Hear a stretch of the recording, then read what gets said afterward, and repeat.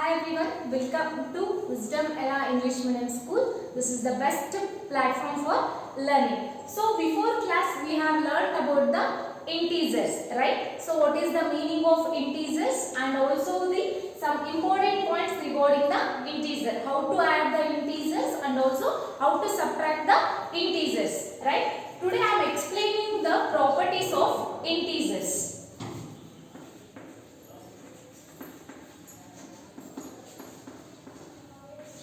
Properties of integers. See here, so before class, before it means that in the 6th standard, you have learned some properties which are related to the whole numbers, right? So as you know that there are the different kinds of the properties. Now we have to learn in the today class the properties of the integers with respect to the addition and subtraction. Okay, so because in the previous class we have learned about the addition and subtraction of the integers. The same here we have to use some properties for the integers with respect to the addition and subtraction. Okay, so the first one property and also very important property, that is closure property. Closure property. So what is this closure property? So we have learned already this closure property with respect to whole numbers, right? So in the before class in the 6th standard you learned about the closure property with respect to the whole numbers. What is that closure property is sum of whole number is also a whole number. So same property we have to take and apply for the integers also. What is here? If I take the two integers, if the sum of integer, if you get the sum as again the integer, that is called as a closure property with respect to the addition.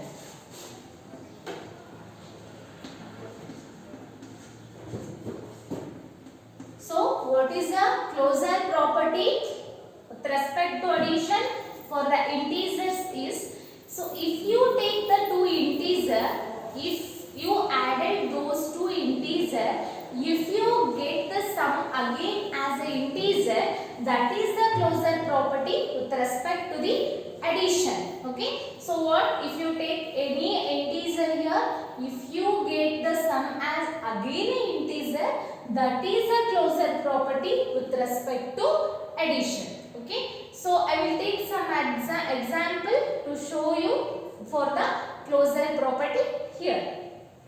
So here I will take 4, it is also integer, positive integer, and plus 5. So 4 plus 5. What is the 4 plus 5, son?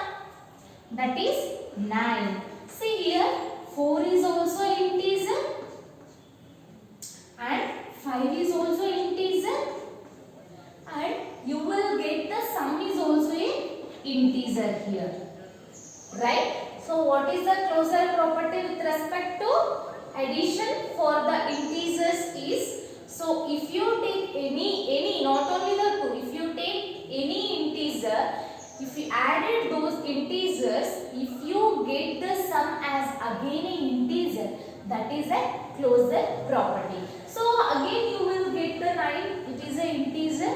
So it is satisfied the condition for the addition. So now the closure property with respect to addition, it is satisfied for the integers. Now I will take another one example here. See here, 9 plus of minus 5. So what is the rule we used before? One positive and one negative, you should subtract, right? So 9 minus 5. What is the 9 minus 5? What is the 9 minus 5 here? That is 4. So you will get the again a integer. This is the 9 is also integer, minus 5 is also integer, and the sum 4 is also a integer here. See, if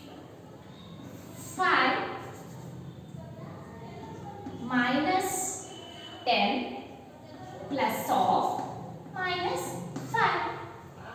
See, minus 10 minus 5 here. What is the answer is here? Minus 50. This is also integer. Whatever you can take the any integer, if you add those two integer, you will get the sum again a integer. That is called as a closure property. So what is the closure property? With respect to addition here, if you add any integer, either maybe the positive integer or negative integer or the zero, if you add any integer, if you get the sum again an integer, that is a closure property with respect to addition. The next one, so closure property with respect to subtraction. Now closure property, is it satisfied for the subtraction or not? So we have to check now. Closure property with respect to subtraction for the integer. Same here. The same closure property. If you subtract any integers, not only the two, if you subtract the any integer, if you get the difference as again an integer, that is the closure property with respect to the subtraction. Okay, so here just to check it, the closure property with respect to subtraction here, the 9 minus 4, the 9 minus 4, that is the 5, the 5 is a integer. See here I subtracted the two integer, you will get again a difference as an integer. So this is the closure property with respect to the subtraction. Again you can take the 15 minus of plus 4. Okay. So here minus 15. So if here the minus. So as the additive inverse, I think you learned. So in the before class I explained you about the additive inverse while you are subtracting the integers. So you have to add the additive inverse while you are subtracting. So what is the plus 4? What is the additive inverse for the plus 4? That is minus 4, right? So minus 4 is additive inverse, right? So here, so one positive and one negative, you should subtract, right? So 15 minus 4, that is the 11. So 15 is the greater one, the sign of the greater number, that is the plus 11. So again you will get the integer, right? So what is the closure property with respect to subtraction here?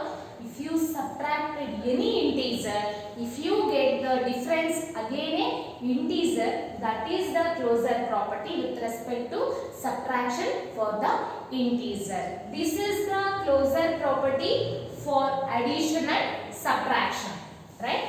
So what you have to do in home is just you have to take the properties here.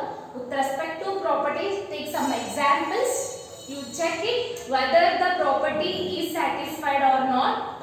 Okay. So you in a home, take the property, the first property, closure property, and take some examples, and you have to check it the whether closure property is it satisfied or not for the example. All the examples it will satisfy for the closure property with respect to addition and as well as a subtraction. Okay. The next class I will just explain you the commutative property with respect to the addition and subtraction. Okay. Thank you everyone.